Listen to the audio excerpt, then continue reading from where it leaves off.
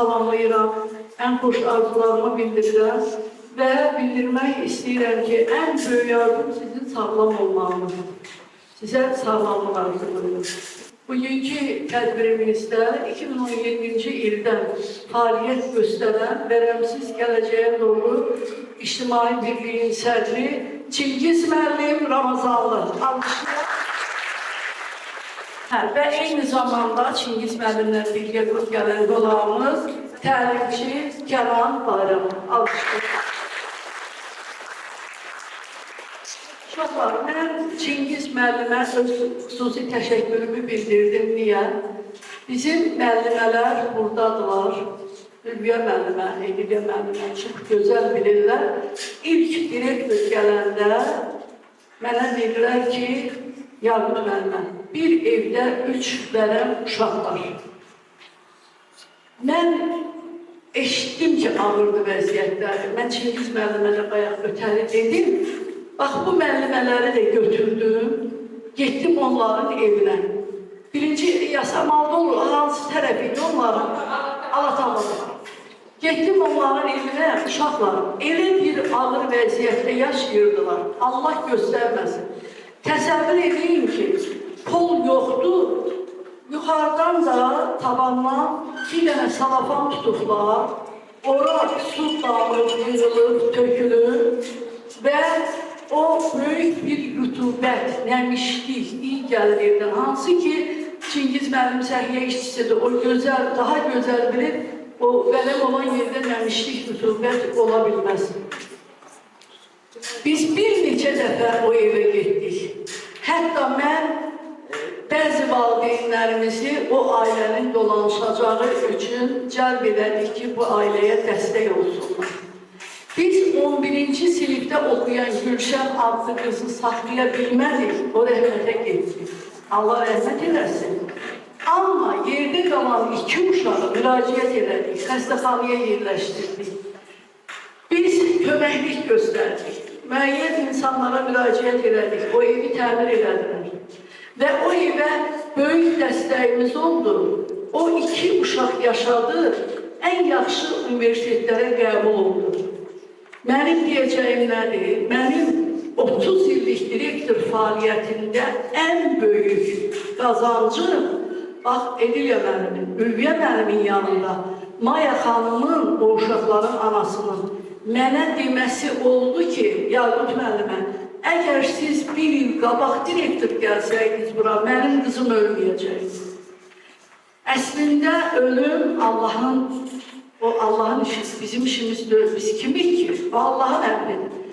Amma o ananın ki, ürəyində bu biri uşaqlarına görə o sevgi, o qığılcım var idisə ki, əgər Yaqut müəllimə bir il qabaq gəlsəydi, mənim qızım ölməyəcəkdir. Bu mənim dünyada qazandığım ən böyük mükafatdır ki, o ananın qəlbində mənə qarşı o ümid var idi. Və axıra qədər də biz nə mümkün idisə, bacardığımızı elədik. Nə bilim, Allah özü kömək olsun. Yəni, vərəm xəstəliyi çox qorxulu xəstəlikdir. Və bu məsələ o qədər önəmli məsələdir. Çox minnətdaram Çingiz müəllim sizə ki, kollektivinizə və sizə ki, belə bir yükün altına girirsiniz, belə bir məsuliyyəti üzərinizə götürmüşsünüz. Nə yaxşı ki, varsınız. Nə yaxşı ki, uşaqlarımızı, valideynlərimizi bu barədə maarifləndirəcəksiniz. Mən sözü sizə verirəm. Çox sağ olun, təşəkkür edirəm. Çox sağ olun Yaqut xanım, minnətdaram, təşəkkür edirəm. İşlərinizdə uğurlar arzulayıram və təlim-tərbiyə işi öz yerində, eyni zamanda da ki, bu humanist sahədə çalışmağımızı həmişə yüksək qiymətləndirir. Çox sağ olun. Deməli, qeyri-hökumət təşkilatları, adından görüldüyü kimi hökumət yox, qeyri-hökumət təşkilatları nəyə baxır? Onlar cəmiyyət qruplarıdır, cəmiyyət institutlarıdır, yəni ictimai sektorun sahəsidir. Bunlar deməli, bilirsiniz ki, bu sahələr ən çox böyük fəaliyyətlər görürlər, onlardan ən çoxu maarifləndirmə işidir. Maarifləndirmə işi müxtəlif sahələrdə olur. Təbii ki, yəni bu sahə, vərəm sahəsi, tibb sahəsi də həddindən artıq böyük, geniş sahə olduğuna görə oranı konkret bir müəyyən bir sahə üzrə götürməli, bir xəstəlik üzrə götürə bilərik də biz. Yəni hava damcı yolundan gedən xəstəliklər sırasındadır vərəm. Ona görə də biz vərəmdən danışanda adətən elə ümumi fikir yarana bilər ki, hava damcı yolundan yoluxan xəstəliklər barəsində. Yəni viruslar, bakteriyalar bu formada keçən hava damcı yolundan söhbət ondan gedir. Təşkilatımız 2017-ci ildə yaranıbdır. Deməli, bizim fəaliyyətlər aşağıda göstərilir, yəni roll-upda göstərilir ki, hansı fəaliyyətlərimiz var. Yəni, onların ən böyük hissəsindən biri maarifləndirmə işinin aparılmasıdır. Yəni, biz maarifləndirmə işini harada götürürük, nə üçün götürürük? Adətən biz müxtəlif illərdə, 17-ci ildən bu tərəfə gələrək, ailə və qadın mərkəzlərində, gənclər mərkəzlərində, yəni vərəmdən müalicə gedən vərəm əleyhinə dispanserlərdə və bir sıra bax belə sahələrdə hər il bax belə maarifləndirmə işləri aparırıq. Hal-hazırda biz 10 məktəb seçmişik, 10 məktəb arasında bu aparacaq bu işi. Yəni adətən biz layihə verəndə milli donor kim ki maliyyələşdirir, bu Azərbaycan Respublikasının qeyri-hökumət təşkilatlarına dövlət dəstəyi agentliyidir. Bu bizim milli donordur. 4 ildir fəaliyyət göstərir. Layihə verəndə, maliyyələşdirəndə onu, deməli, hər bir layihə keçmir müsabiqədən. Yalnız o layihə keçir ki, o doğrudan da cəmiyyət üçün vacibdir və onu xüsusi müşahidə şurası izləyir. Nəyə görə məhz vərəmi seçmişik? Yəni, bilirsiniz ki, tarixə baxanda, hamı şagirdlər bilirsiniz, yəni oxuyursunuz dərsizdə, tarixə baxanda, deməli, ölkələri, kəndləri, rayonları, hətta böyük şəhərləri viran qoymuş çoxlu xəstəliklər olub. Taun xəstəliyi olub, vəba olubdur və bir sıra belə xüsusi təhlükəli infeksiya deyirik biz bunlara və belə xəstəliklər olubdur. Yəni, nəyə görə məhz vərəm seçilibdir? Yəni, elə xəstəliklər var, yəni indi burada mən tibbi terminlərdən istifadə eləməyə çalışmayacağım, çünki adi dildə danışmalıyıq. Elə xəstəliklər var, onların keçiricilik qabiliyyəti, düzdür, yüksək olsa da qalıcılıq qabiliyyəti elə yüksək olmur. Onunla mübarizə aparmaq olur. Lakin elə xəstəliklər var. Məsəl üçün biz vərəmi götürürük də, bu sahəni ixtisaslaşırıq. Vərəm sahəsində isə vərəm asta gələn sakit ölüm deyilir buna. Yəni düzdür, vərəmdən sağalmaq tam mümkündür. Bizim də əsas şüarımız budur. Yəni çəkinmək, qorxmaq bu xəstəlikdən lazım deyil. Bu sahədə aktiv mübarizə aparanda cəmiyyət aparmalıdır birinci növbədə. Çünki vərəm təkcə tibbi problem deyil. Bu həm də sosial problemdir. Vərəmin müalicəsi üzrə ölkə öhdəçilik götürüb və vərəm dövlət proqramındadır, tam pulsuz müalicə olunur, müayinələr, analizlər hamısı pulsuzdur.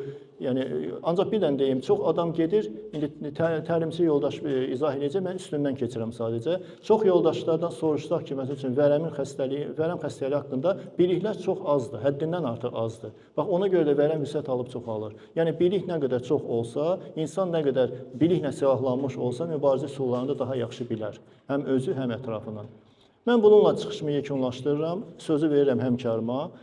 Kənan müəllim, bizdə təlimçidir və sizə geniş təqdimatla çıxış edəcək və öncə sizə suallar ünvanlayacaq və mənə də lazımdır bilmək, görüm ki, kim bu suallara incə cavab verir. Buyurun Kənan müəllim. Təşəkkür edirəm, hər birinizi salamlayıram. Başlanğıcda ümumi şagirdlərdən bilmək istəyərdim. Vərəm deyiləndə nə başa düşür? Ömürlük, ölümcül xəstəlik. Başqa?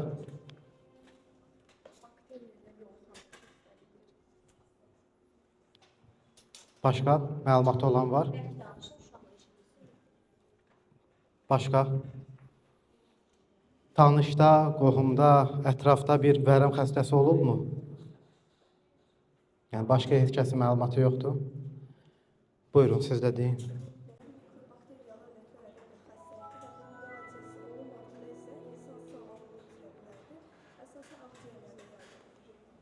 Başqa? Mikrobakteriya ötürülən xəstəlikdə Azərbaycanda da geniş yayılmışdır. Qarşısı alınmasa, ölümcül nəticələr gəlib çıxa bilər. Başqa? Vərəm infeksiyon qəbul edən bir xəstəlikdir və bu müalicə edilməsə, bu da nəticələr gətirib çıxarıla bilər. Başqa da Vərəm elə bir xəstəlikdir ki, bir müddət hiss eləmirsən onun təsirini, amma bir müddət sonra görürsən ki, nəfəs çatışmamazlığı olur, təngi nəfəs olursan və ağciyərlər falan elə orqanlar ağrımağa başlayır. Bundan başa düşürsən ki, sənin içində bakteriya zərər verici bir virus var. Başqa cavab vermək imkan var. Vərəmi yoluxması necə olur? İnsana necə yoluxur, necə xəstələnir? Hava yoluxantılarına yayılır. Bizdəki öskürəndə, askıranda, danışanda mikroblar yayılır.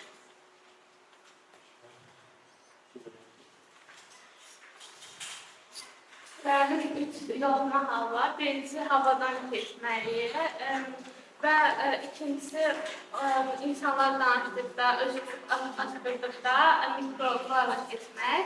Üçüncüsü infeksiya etmək. Vərəm xəstəliyi əsasən xəstə bir insanın yanaşı durarkən danışırsan, oradan havadan, həmin o ağzının suyundan sənə də dəyərsə ağzılar, onda məsələn yayıla və əsas məsələ siqaretin tüstüsündən, onun tütünündən ağzıya dəyər vurabilir. Vərəm elə bilməm ikici var, biri var başqasından keçilən vərəm, məsələn, bu bayaq yoldaşlarımız qeyd edər, həm havadan, həm yediyimizdən və yaxud istimizdən keçə bilər. Bir də elə bilməm vərəmin yaranması var ki, məsələn, siqaretdir, tütündür və s. kimi şeylər səbəb olur ki, vərəm ağciyərdə yaranmağa başlayır. Bir də ümumi bir sual verim. Bu vərəm xəstəliyi tam sağalan bir xəstəlikdir, yoxsa kimsə ona yoluxub və xəstələndirsə ömürlük o insanda olacaq? İlkin diaqnoz qoysalar, bir yaşayarlar. İlkin diaqnoz qoysalar yaşayar. Başqa?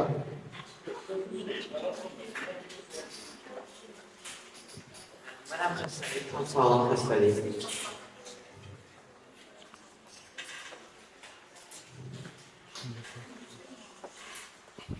Qarşısı tez müddətdə alınsa, sağlam. Hər birinizə təşəkkür edirəm. Bizim bugünkü məkanımız məktəblərdir. Nəyə görə məktəbləri seçdik? Siz gənclər bu yaşda, indi məlumatı olanlar oldu, məlumatı ümumiyyətcə olmayanlar var aranızda. Bu yaşda bu xəstəlikdə məlumatınız olmağı gələcəkdə sizlərə çox kömək etmiş olacaq. Tək sizlərə yox, sizin ətrafınızdakı insanlara, sizin dost tanışınıza, hər hansı bir vərəmdən əziyyət çəkmiş insanlar da indi biz ümumi məlumat verəcəyik vərəmlə bağlı, onun sağalmasından, onun yoluxmasından, onun tarixindən, müalicə müddətindən danışacağıq və sonda da sorğu-sual olacaq. Onda artıq biz biləcəyik tam hazır olmuşsunuz, yoxsa yox. Vərəm xəstəliyi ilə danışılacaq bugünkü mövzumuz. Viruslar, bakteriyalar, göbələklər və parazitlər tərəfindən törədilən xəstəliklərdir. Viruslar deyiləndə hansı xəstəlik yada düşür? Korona, virus, qrip, misal üçün. Bakterioloji xəstəlik, vərəm, bakterioloji bir xəstəlikdir. Parazitlər, qurdlar, göbələklər, dəri xəstəlikləri. Bugünkü mövzumuz vərəm xəstəliyi olduğuna görə sırf vərəmdən söhbət gedəcək və bu xəstəliklərin yoluxma yolları da bakterioloji xəstəlikdir, virusdur, göbələklərdir. Müxtəlif yollarla, hava damcı yolu, qan yolu ilə yoluxulur, təmas vasitəsilə yoluxulur.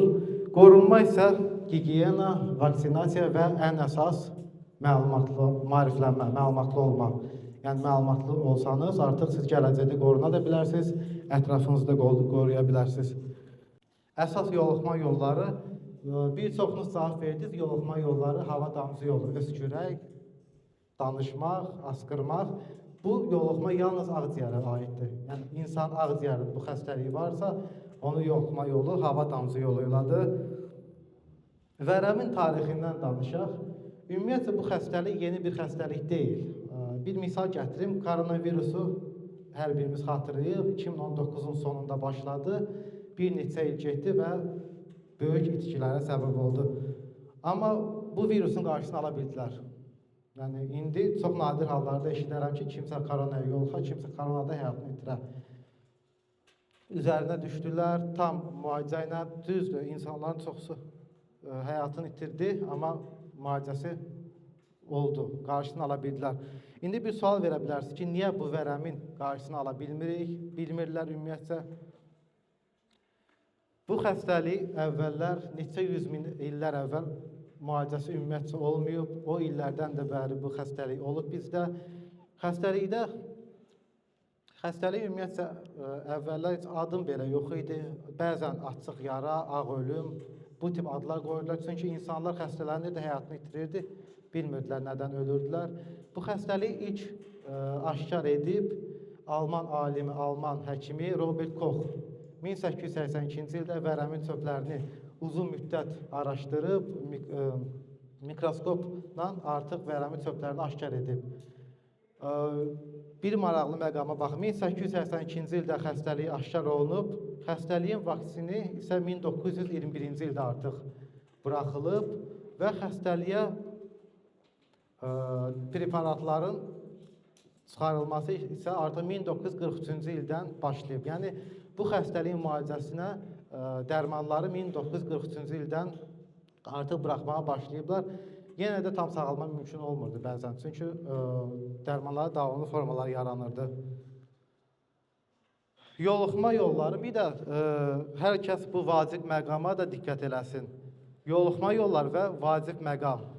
Yoluxma xəstələnmə demək deyil. Yəni, bu yoluxma nədir? İnsan xəstəliyə yoluxur, bu bakteriya onda olur. O halda o insan xəstələnir ki, onun immun sistemi aşağı düşür, zəifləyir və artıq xəstələnə bilir. Çünki bu vərəm çöpləri bir çox insanlarda olur. Yəni, bunu diqqətlə nəzərdə saxlayın. Yoluxma yolları. Yoluxma da dediyimiz kimi hava damcı yolu ilə öskürək, askırmaq, danışmaq. Misal üçün, bir nəfərdə aktiv vərəm varsa, o müalicə almırsa, hər hansı bir ictimai yerdə, məsələn, avtobusda, metroda insanların çoxluq təşkil elədiyi yerdə öskürməyi kifayətdir ki, hər kəsi yoluxdursun. Amma yenə də yoluxma xəstələnmə demək deyil. Aralarında immun sistemi güclü olan insanlarda xəstələnmə olmayacaq. Təbii ki, immun sistemi zəif olan insanda artıq xəstələnmə olacaq. Simptomlar. Öskürək, döş qəfəsində ağrılar, arıqlama, üşütmə, gecə tərləmələri, bəzən bəlğəmdə qan ola bilər. Ümumiyyətlə, bu xəstəliyin ilkin əlamətləri quru öskürəklə başlayır. Yəni, görsəz ki, kimsə də ətrafınızda 2 həftədən, 3 həftədən çox quru öskürəyi varsa, artıq digər əlamətlər də yavaş-yavaş ortaya çıxacaq. Gecə tərləmələr olacaq, iştahsızlıq olacaq, zəiflik olacaq, arıqlama olacaq, ağrılar olacaq. Yəni, bu əlamətlər varsa, artıq həyəcan siqnalı var. Bilin ki, bu insanda hər hansı bir xəstəlik. Onu da bildirin ki, bu əlamətlər yalnız vərəmə aid deyil. Başqa xəstəlik də belə bir əlamətlər verə bilər. Sadəcə yadınızda saxlayın. Yəni, belə bir əlamətlər varsa, artıq mütləq yoxlanmaq lazımdır. Gənclər və vərəm. Gənclər və vərəm niyə biz məkanımızı gənclərlə, şagirdlərlə seçsik? Çünki siz hal-hazırda hazırlaşırsınız universitetlərə, ali məktəblərə. İmmun sisteminizi çalışın, daima güclü saxlayın. Yuxunuza fikir verin, qidanıza fikir verin. Çünki bəzən çox çalışırlar, gecəni yatmırlar ki, ali məktəblərə qəbul olmaq. Təbii ki, bu da lazımdır, amma qorunmaq mütləqdir, qorunmaq da lazımdır. Hər şey yüksək dərəcədə var, sadəcə maariflənmə yoxdur, insanlar arasında bilgilər azdır, ona görə vərəm tez-tez ötürülür. Yəni, əgər bir nəfər, mən məsəl üçün sizin yaşınızdayamsa əgər, mən xəstəyəmsə, evdə mən gizlənirəmsə, məni gizlədirlərsə, deməli, mən birinci növbədə ailə üzvlərimi xəstələndirirəm, ikinci növbədə hər ailə üzvü hansı kollektivə gedirsə, o artıq orada yayır və eləcə də bu ildırım sürətini yayılmağa başlayır. Bax, belə gedir. Ona görə bundan ehtiyatlı olmaq lazımdır. Profilaktika yolları və risk qrupları. Risk qruplarını bayaq sadaladıq. Hansı insanlar aiddir? Tibb işçilər, vərəm sahəsində çalışan işçilər, narkotik istifadəçisi, spirtli içki qəbul edən, siqaret çəkənlər, cihaz çəkmə müəssisəsində olan insanlar, bunlar artıq risk qruplarına aiddir. Yəni, bunlar vərəmə yoluxub və tez xəstələnə bilərlər. Profilaktika yolları, yəni insanlar nə etməlidir ki, vərəmdən qorunsunlar, əvvəldə qabaqlayıcı tədbirlərlə etməlidirlər. İlk öncə immun sistemlərini güclü saxlamalıdırlar, vaxtı-vaxtında yaxşı qidalanmalıdırlar, soyuqdan, nəmişlikdən mütləq şəkildə qorunmalıdırlar. Daha sonra ictimai yerlərdə çoxlu insanların təşkil olunduğu, insanların çoxluq təşkil etdiyi yerlərdə görsəz ki, kimsə davamlı öskürür, çalışın biraz uzaq durun. Məsləhətdir ki, elə insanların çoxlu təşkil elədiyi yerlərdə maska taxaq, çünki orada bilmək olmur kim nə mikrob daşıyıcısıdır. Qidalanma, yaxşı qidalanma və vaksinasiya, vaksin vurdurmaq artıq profilaktika yollarına aiddir. Bir də gigiyenamıza fikir vermək, təmizliyimizə fikir vermək mütləqdir.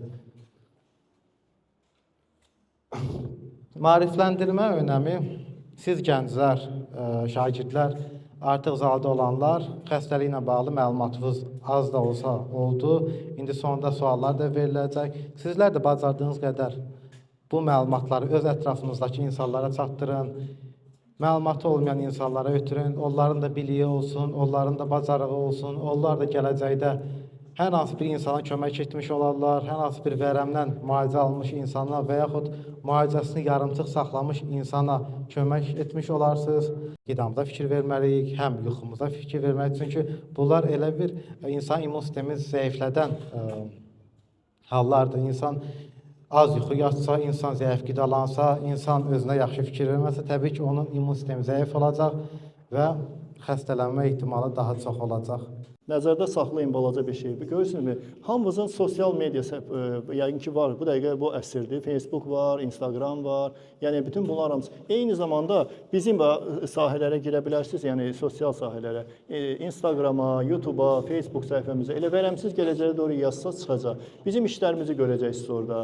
Bizim fəaliyyətlərimizi görəcəksiniz və eyni zamanda sual ünvanlaya bilərsiniz. Əgər vərəmsiz gələcəyə doğru .az yazsaz, bizim sayta daxil olacaqsınız. Bizim sayt sizi orada yönləndirici var. Yönləndirici hansı sahə sizə maraqlıdır və müraciət eləmək üçün bizimlə əlaqə, geri dönüş var. Əlaqədən yaza bilərsiniz sonra. Eyni zamanda chat var, WhatsApp chatı var. Yazacaqsınız, çıxacaqsınız vərəmsiz gələcəyə doğru. Yəni ola bilər bu tədbirdən sonra kimisə hansı maraqlı sual olar, kimisə nəyisə bilmək istəyər əlavə və ola bilər yerindəcə hansısa bir məlumatı soruşmaq istəyər, 7-24 onlar hamısı işləyirlər. Miflər və həqiqətlər, vərəm haqqında o qədər yanlış fikirlər var ki bizim ölkədə. Hətta biz Azərbaycan digər bölgələrində olanda da oradakı təlimimizdə elə insanlar var idi ki, deyirdi, bilmirəm bu fikir onlarda hardadır, vərəmli insan 30 yaşına qədər ailə qura bilməz. Belə bir fikirlər var idi. Elə yerlər var idi, deyirdilər ki, insanda vərəm olsa ömürlük vərəmdir. Yəni, bunlar hamısı yanlış fikirlərdir. Çünki indiki dövrümüzdə, indiki vaxtda bu xəstəliyin tam müalicəsi var. Bu xəstəliyi tam müalicə edirlər. Şükürlər olsun ki, texnologiya inkişafına görə artıq müalicə tam var, dəqiq diaqnoz qoyulur. Yalnız bir şərtlə bu tam müalicə oluna bilər ki, xəstəliyi yarımçıq saxlamayaq. Gəlin COVID-i götürək. COVID necə başladı? Çində, Uxanda başladı, hamı fikir vermədi. Yəni fikir vermədi deyəndə ki, virus etiologiyasında simptomlar qarışıqdır, dərhal bilmək olmur. Və ildırım sürətindən yanaşı ölkələrə yayıldı. Biraz keçmədi digər ölkələr. Hələ insan özünə gəlməmiş, gördü ki, qız qalasının yanında düzər. Və bizim hamımız keçdik nəyə? Maskalara, keçdik qapanma rejiminə. Yəni bu ildırım sürətinə, yəni buna virulentlik deyirlər. İldırım sürətinə yayılır. Ancaq bakterial xəstəliklər elə deyil. Bakterial xəstəliklər görürsünüz deyir hava damcı yolundan. Gərək mən o məsafədə dayana bilim ki, mən burada durum ki, məndə əgər vərəm varsa siz xəstələnə bilərsiniz. Yəni başa düşdünüz? Ya da mən buradan Hindistana nəfəs verə bilmirəm. Ona görə yəni bunun ancaq davamlı xəstəlik vərəm yaradır.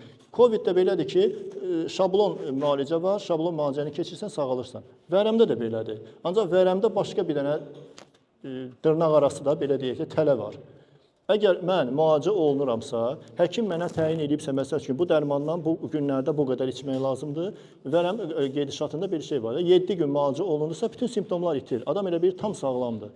Necəyəmsə belə oluram. O sağlam demək deyil. O müalicənin növbəti etapa başlamağıdır. Yəni əgər mən özümü sağlam hiss edib, daha dərmanı saxlamasam, kəş bəsdir, daha nə qədər içmək olar. Çünki ovuc-ovuc dərmanlar var orada.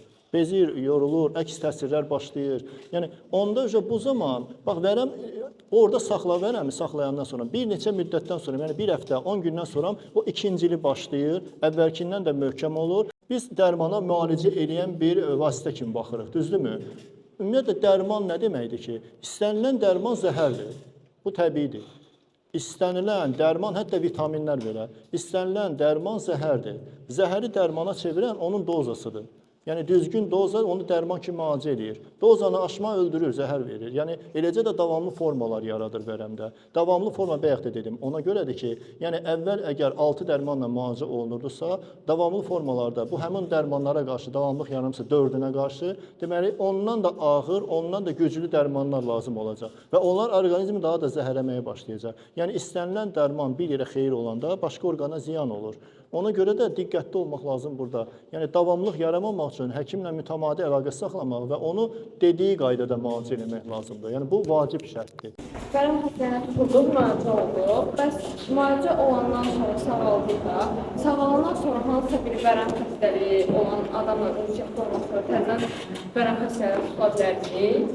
Vərəmdən sağalmış insan gələcəkdə vərəmə yoluxmayacaq o demək deyil. Gələcəkdə yenə yoluxa bilər.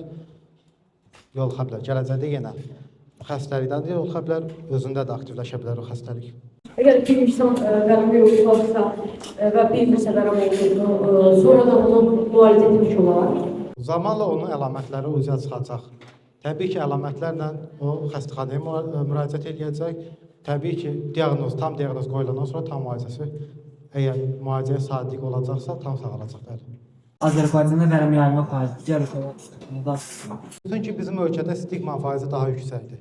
Ola bilər eyni vaxtda bir anın içində, yəni birinci dəfədən yoluxmada o çox davamlı xəstəlik vərəm formasından yoluxubdur. Var deməli çox saylı dərmanlara davamlı vərəm, var geniş saylı dərmanlara davamlı vərəm. Yəni bu iki dənə qrup var davamlılıqda. Yəni davamlılıqda əgər bir də var pandiyar vərəm deyirlər. İndi izah edeyim qısaca bu nədir? Çox saylı dərmanlara davamlı vərəmdə bu artıq 3 ya 4 dərmana əgər davamlılıq varsa bu çox saylıdır və onlardan biri rifampicin olmamalıdır. Yəni antibiotik olmamalıdır. Və yox əgər 4-dən yuxarı dərmana, 5 dənə dərmana davamlılıq varsa, burada artıq geniş saylı dərmanlara davam var. Bunların müalicələrində böyük farq var. 6-7-yə qədər müalicə olunursa çox saylıda, il yarıma qədər müalicə olunur geniş saylıda. Yəni və dərmanlar da çox get-gedə geniş sayda daha çox ağır dərmanlardır. Yəni zəhərləyici dərmanlardır. Burada zəhərləyici ona götürülür ki, həkim məcburdur vərəm bakteriyasını öldürmək üçün o dərmanı tətbiq etsin. Ancaq digər orqanlara ziyanı ola bilir. Ona görə onun da qarşısını alırlar. Yəni bu qaldı ki, nə qədər çoxdur. Yəni həqiqətən günü-gündən vərəm artmaq üzrə gedir. Tendensiya belədir. Həddindən. Çünki insanlar bilmirlər. Məsəl üçün, mən vərəm xəstəsiyəmsə, vərəmin yayılma metodları da var. Əgər bu qapalı mühitdə, Allah uzaq eləsin, tutaq ki, bir nəfər vərəm xəstəsidirsə, artıq hamı xəstədir burada. Yoluxubdur, düz istəyirəm, yoluxubdur. Ancaq qapıdan çıxandan sonra kimin immuniteti güclü deyilsə, o xəstələnəcək. İmmunitet güclü olanda olmayacaq xəstəlik. Fikirləşin ki, aktiv vərəm xəstəsiyəm mən, öskürürəm, vərəm bakteriyaları yayıram və mən avtobusda Yasamaldan aeroporta gedirəm. Hərdəsə bir yarım saatlıq yol götürür, probkalarsız. Yarım saatın içində mən bütün avtobusu xəstələndirmişəm. Bax, metod budur. Yəni ona görə bu xəstəliyin vacibliyi bundan ibarətdir ki, üstünə düzgün düşmək lazımdır. Siz burada sadəcə əvvəlki suallarla bir yerdə suallar verdik və eyni zamanda da onların cavablarını qulaq asırıq. Və bizə 3 nəfər lazım idi, biz onları qiymətləndirmək üçün. Yəni hamıya çoxsa, hamıya gözəl cavab verir. Sadəcə sualların hansı ağırlıq dərəcəsində kimlər necə cavab verir və bizə birinci, ikinci, üçüncü yer kimi iqtidari məqalələri elan edilir. Mən burada suallar edə mən yazdım ki, daha çox sualı və daha samballı cavablar kimlər verir. Ona görə biz bunu qiymətləndirik. Hüseynova Zəhra. Uşaqlar almış edin, o gözəl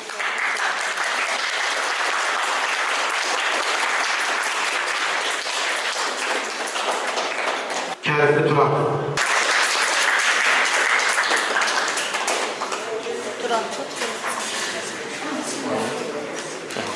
Alafiyet Turan.